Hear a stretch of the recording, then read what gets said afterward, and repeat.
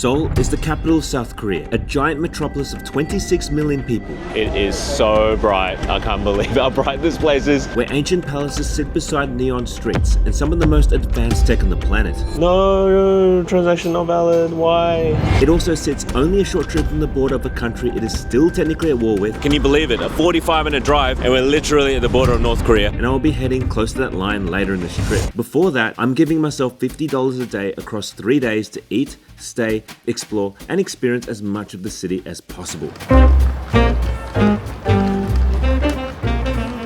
Right now, I'm at Seoul Station, and what I need is a transport card to be able to get around Seoul. So the T-Money card is what you use for getting around Seoul, and it's 4,000 or 5,000 or 6,000, depending on the design that you want. Okay, the thing is, the T-Money cards, they only take cash. I need to get some cash out so that I can get this. Where's an ATM?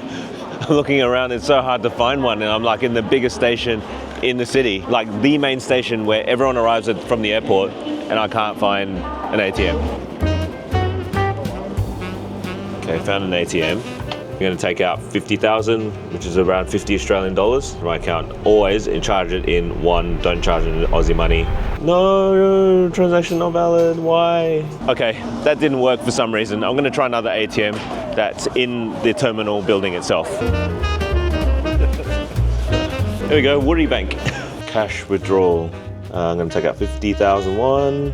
Transaction not permitted to issuer of. Tried the third time around using my credit card and it worked. Oh, I don't know what's going on with my bank, but anyway, ATMs are not easy to find.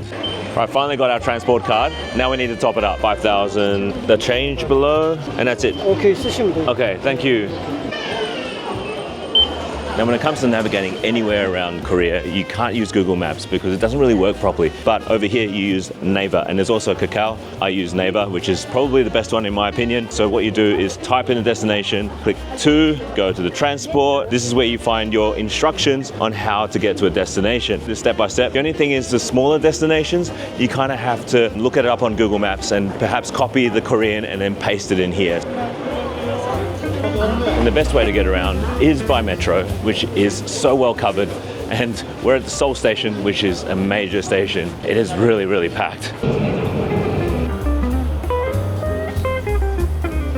Oh, nothing better than a Fritz Coffee in the morning. This is the closest location to the Gyeongbokgung Palace, which we'll be going to, and they also have some delicious pastries. The peach pastry, look at how beautiful and delicate that looks. All this all together was 10,300 won.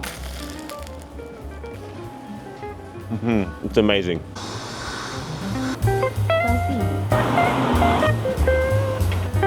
Come on. Okay, we are running so late because the changing of the guard is happening literally right now. It happens at 10 o'clock every morning, and we've got a block to go from the coffee shop. Okay, wow. We just made it to changing the guards. Right on time.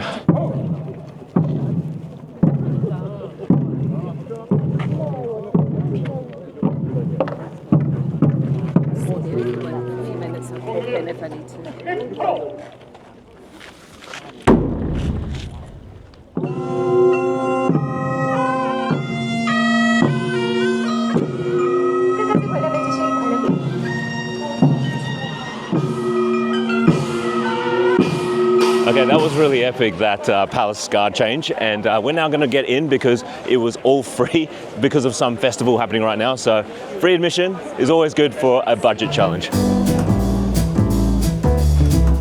Man, this place is massive. I don't know where to begin. Like, I'm walking left like everyone else, but everyone's dispersed. So I'm just going to get lost in here. So right behind me is Cheonggyecheon Hall. What's significant about this is that apparently this is where the Korean alphabet was invented. So that was the spot inside there. It's called Hangul, which is the characters for Korean. So that is really cool to see. That's exactly where it's invented.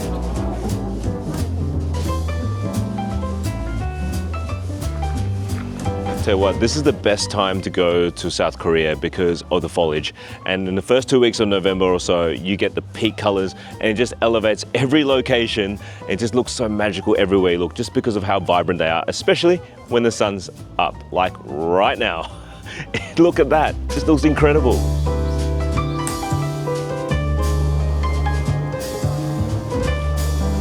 Look at that, ginseng chicken soup from the Michelin star place that we just stumbled across called Korean ginseng chicken soup. Well, that's a very original name. So basically in here we get a whole chicken and look at that. It is absolutely falling off the bone. Look at that. And this is only 19,000 won.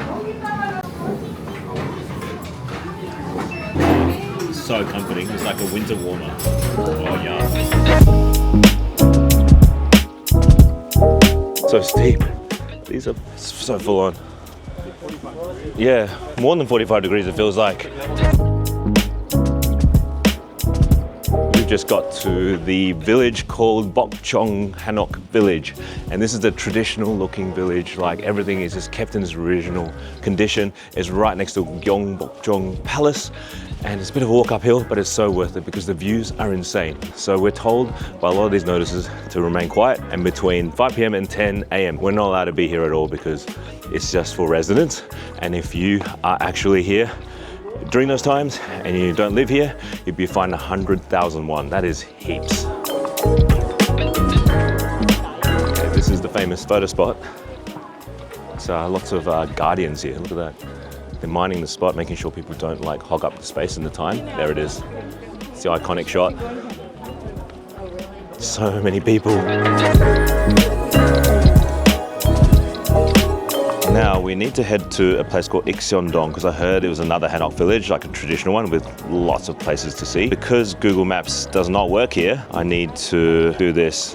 Copy the Korean version, go to the Naver app, paste, 18-minute walk. It took a minute and that's the reality of navigating in Korea with Naver and Google Maps combined.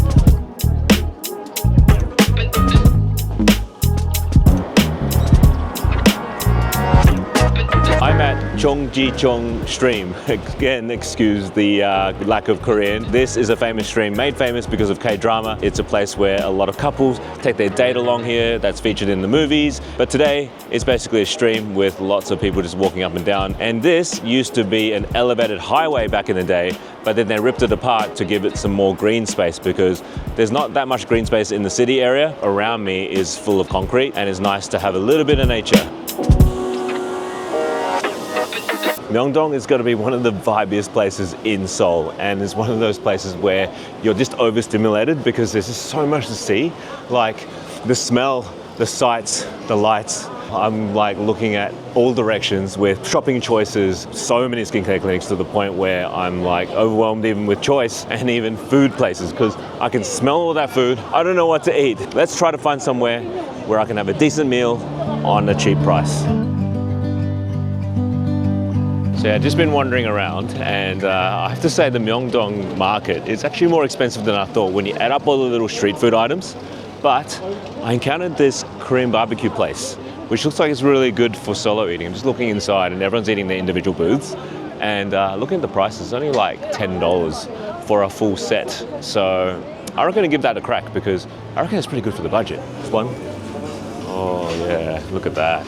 It is actually interesting. I've never seen a concept like this because usually with Korean barbecue, you eat communally with a big group of people and you all share it. But this is individualized in your own cubicles, which is super interesting. You get to cook your own, you have your own little grill, and then you choose what you want from the menu. That is a set menu, which is made out of pork belly, beef belly, shoulder butt for 9,900 won, which is around $6.79 US. That's a pretty good deal for Korean barbecue, considering Korean barbecues aren't the cheapest. So right here in front of me is the set plate for just $6.79. This is a pretty cool concept. I love this because I'm on my own at the moment, and this is the best thing for a Korean barbecue by yourself. On my plate, there is some soup, some lettuce, and some kimchi, and also some dipping sauces for your meat, as well as a bowl of rice. That's a pretty decent feed, and it's on a budget as well. This is really, really good deal for me. Here it is, cooked pork. Let's dip it in some sauce, and I'll eat it with some rice. The meat's like so soft, got a sweetness to it, and that that dipping sauce is amazing. This is a pretty good deal for 9,901 or $6.79 if you ask me. Like, this is such a good feed.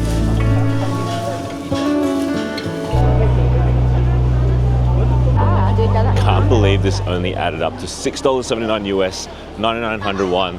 Man, I am absolutely stuffed. What a day. And I am really happy with the way the budget's going, actually. I'm actually spending less than I actually thought.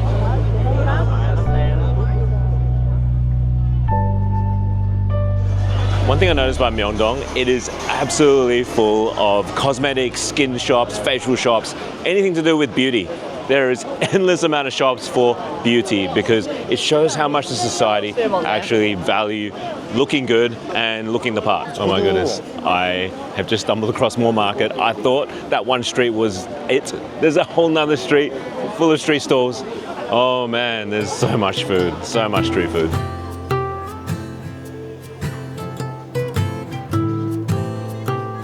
Wow. That is actually interesting. This is like a marshmallow s'more, well, frozen s'more with ice cream inside it.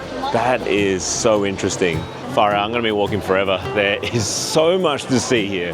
It is just, every street is the same in terms of like liveliness, the markets, it is massive. And I can't get over how bright the lights are here. It's like, it's not even nighttime. It doesn't feel like nighttime. Like all the neon, and it's like an overstimulation. I actually love it. This sweet Korean pancake, is it? What is inside? Sugar. Sugar, okay. 2001, okay, I'll have one of those. Huh? Okay. Yeah, one, thank you. I've never had one of these before, so let's give this one a taste. It's kind of dense inside, but it's kind of sugary, cinnamony. Now I'm getting to sugar. Can't believe this is less than $2.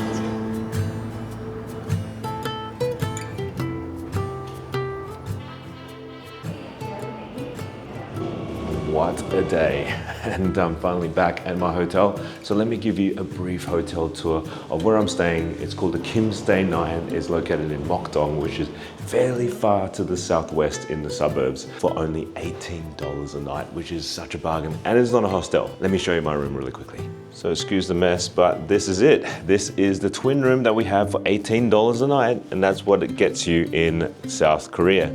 And we've got like a little TV, a desk, and also the bathroom, which is super basic, but does the job. And the shower pressure is amazing. I can't complain because of the cost, and that is a massive saving, and it's our own room. But what a day, and I am absolutely wrecked, and I'll catch you in the morning for day 2.